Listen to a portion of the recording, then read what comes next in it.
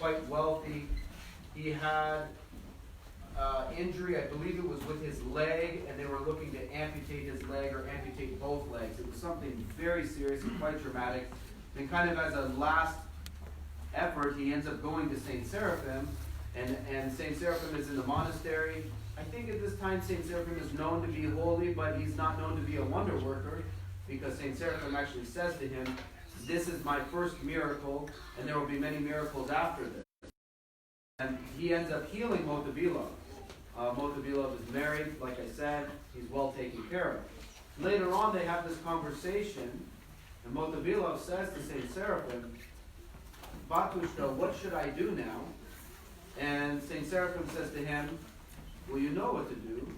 Give away all of your belongings and all of your money," basically. So he does. He divests himself of all of his wealth, and he was in fact wealthy.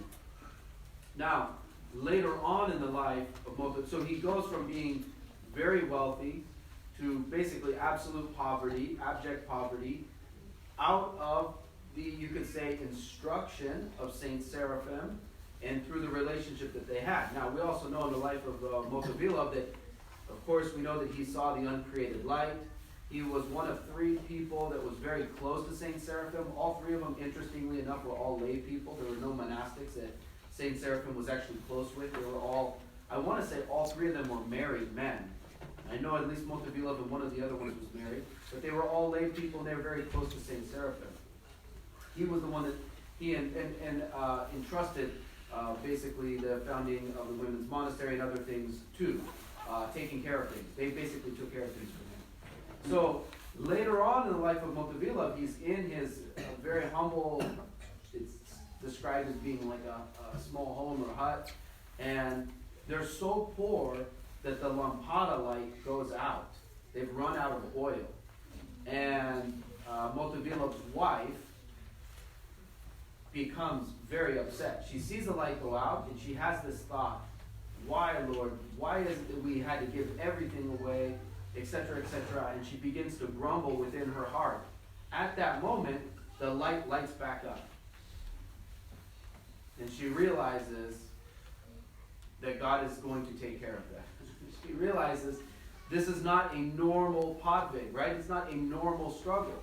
We know that St. Seraphim healed hundreds, I don't know, maybe thousands of people, at least hundreds, I assume, in his lifetime, people that came to visit him. He gave them a word. He didn't tell everyone to sell everything. He didn't instruct everyone to give everything away. It was a unique instruction for Motovilov in his life. I'll give you another story, in case you think that this is just for this one area, aspect of life, which is us as married people, but in the life of the newly canonized St. Joseph the Hesychast and his disciple, St. Ephrem of Katanakia, who was colloquially known as Papa Ephrem because he was ordained a priest. St. Joseph never became a priest. He was always a hesychast and a schema monastic, but he was never ordained. Papa Ephrem, from another kind of neighboring area, Katanakia, became a priest, became the spiritual child of St. Joseph, and would come over and serve liturgy for them. They're washing dishes one day, so St. Joseph the Hesychast and St. Ephrem of Katanakia. They're washing dishes together, and St. Ephrem notices that they're using a lot of water. And they have a small cistern that feeds their whole monastic community. And he says to St. Joseph, he says, Yaranda, meaning elder, Yaranda, maybe we don't want to use so much water because of the cistern, And Elder Joseph becomes, I think it sounds like he becomes a little sad, and he says to him, "Papa," he says, "in all of my years as a monastic here, I've never lifted the lid on the cistern." Meaning, I have no idea how much water is in there, ever. I never check. He says, all of our cares are completely committed to the forerunner, meaning St. John the Baptist. This was one of the things that even St. Joseph the Hesychast saw this. The forerunner would pass by their monastery, and he would throw food over the wall into them, so that they would go and gather it up. It's quite miraculous. So 2 saints having a conversation. The one saint is being very practical, and he's a saint. He's canonized. He's a saint now. He's being very practical. And the other saint is like living this richness of faith where he's like, I don't even check to know if we have enough water or not. It's like, it's not even in my mind. So I showed these two examples because these are kind of unique examples. You could say, I don't ever like to use the word extreme examples, but they're very robust examples of faith.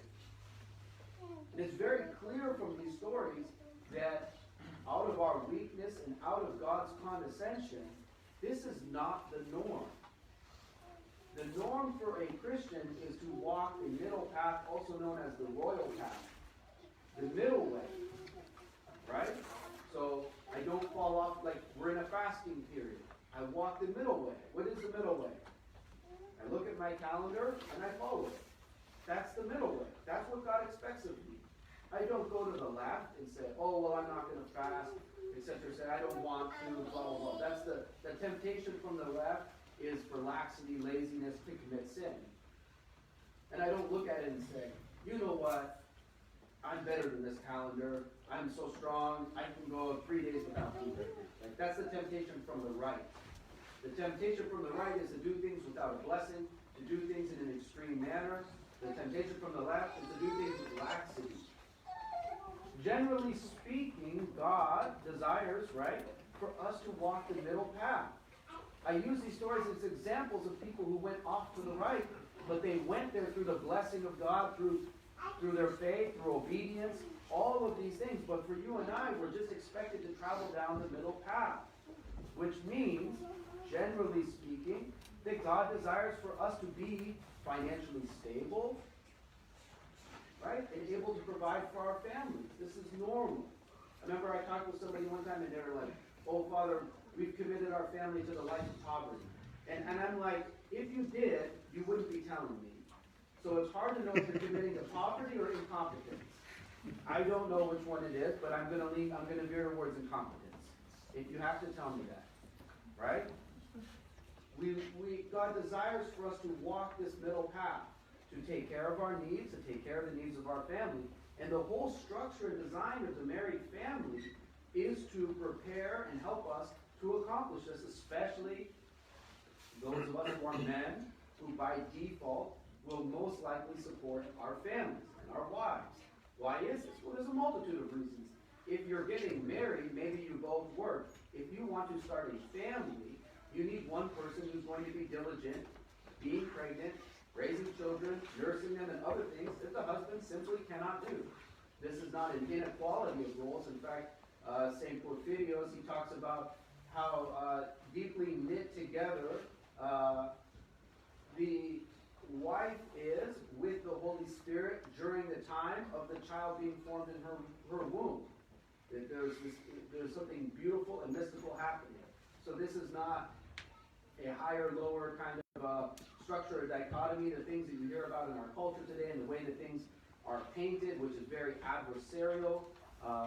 It has nothing to do with this. It's just simply put, it's God's design and it's incredibly practical. So the husband is going to work and try to form this middle path to the family, which is to take care of them. And God, unless there is an occasion for God to correct us, which God does at times, He causes us to lose our jobs or to have some other thing happen, right? There is correction, but generally speaking, God desires for us to be stable, and financially stable. And we see that in today's gospel. You know, the rich man, he has everything taken care of. It says he plants his field, and basically the implication is God blesses it, he receives a return, and then he stores up his storehouses. There's nothing wrong with this. In fact, even St. John Chrysostom, from what I've heard, I've never been able to find a quote, said that it's important or healthy or normal for a family to have 6 months of financial reserves. So imagine if you had your house completely paid off, all your debts paid off, and you had 6 months of savings. He said this is like healthy and normal. I've encountered this so many times with monastics, they're supremely practical. It's not spiritual, mystical, should we do this, should we do that? You know, what kind of whatever. It's like very, very practical. We have these families and we have these roles and we have these children and these things, and these cultivate within us the character so that when we go to do our job, we are proficient in our job, right? A Christian's character should shine out in a workplace of people who show up late, are not diligent, people who goof off, people who take advantage of their employer, and all these other things, right? A husband who's good at nurturing and loving and listening to his wife is by nature, through the development of his character, going to work well with his coworkers.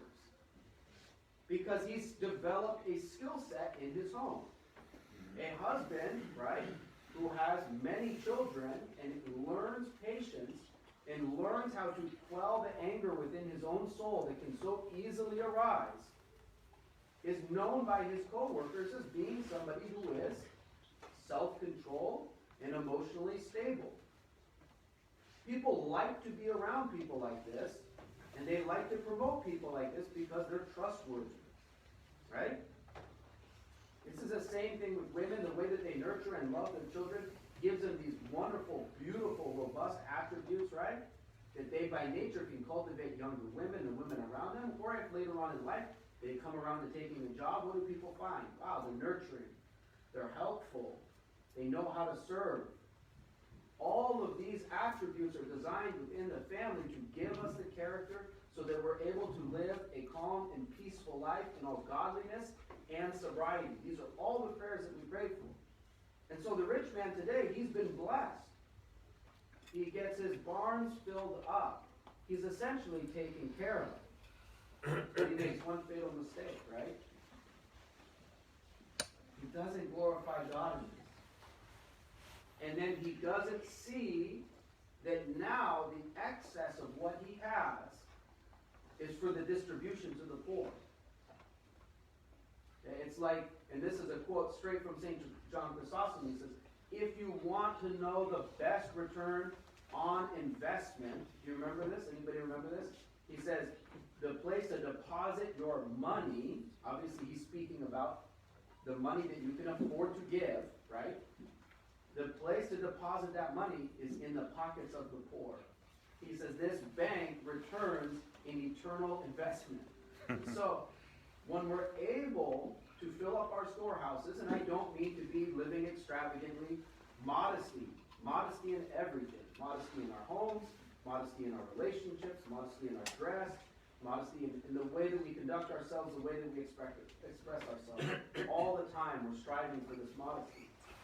But when we found this equilibrium, this balance, this modesty, and God has blessed us, the goal then is to give because we've been trained to give all through the difficult times. We've learned how to tithe, right? We spoke about this many weeks ago, but we've gone from being children to learning how to tithe, to being mature in our older age when we have excess to give even more.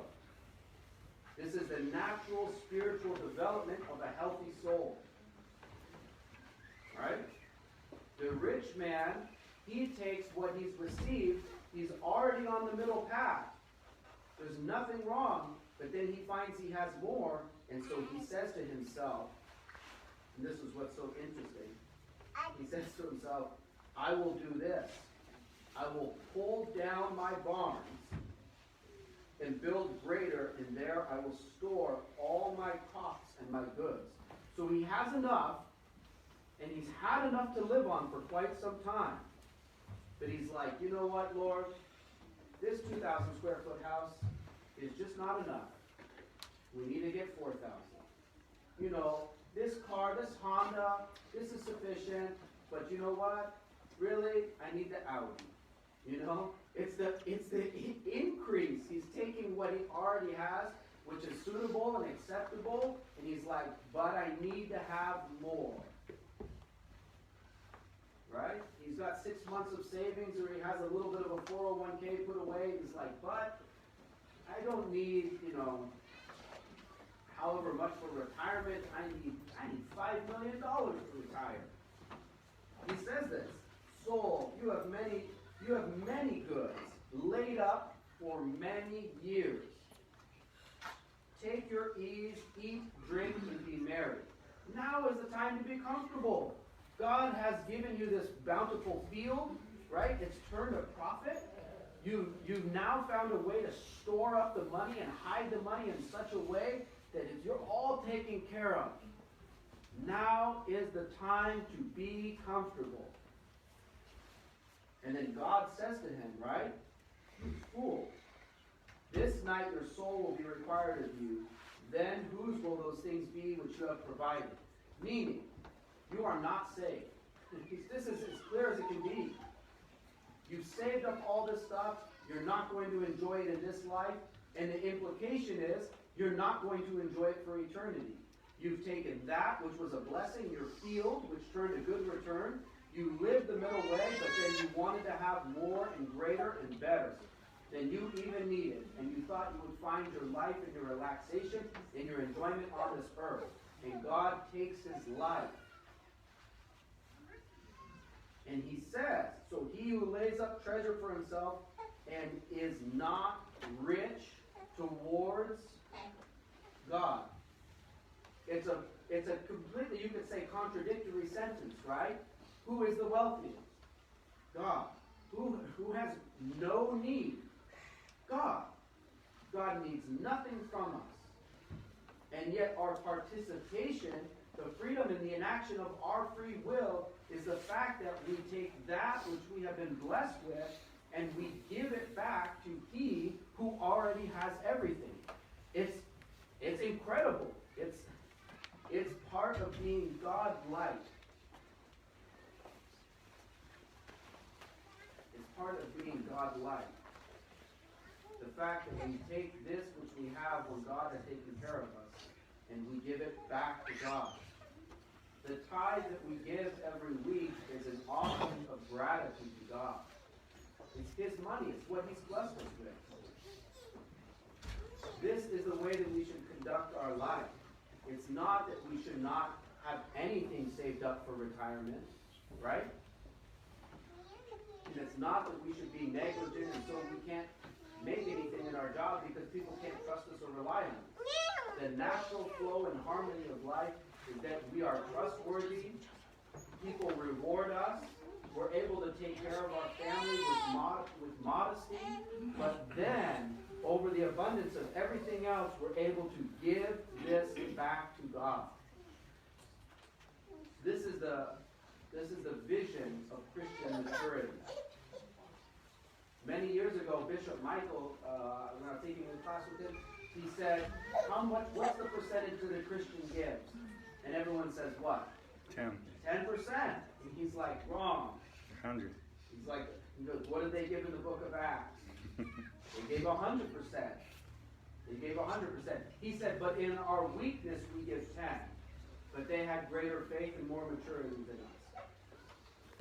We should never forget this, that God desires to walk this middle path to be taken care of, to take care of our family, but that we will not be storing up the bigger barns, the put-away plan, the hiding our income in order to try to create some life of ease and comfort, which is a contradiction of the Christian life. Our job is to live modestly, to take care of our family, and to give from the abundance of that which God has given to us. To him be all glory, honor, and worship, the Father, the Son, and the Holy Spirit, now and ever.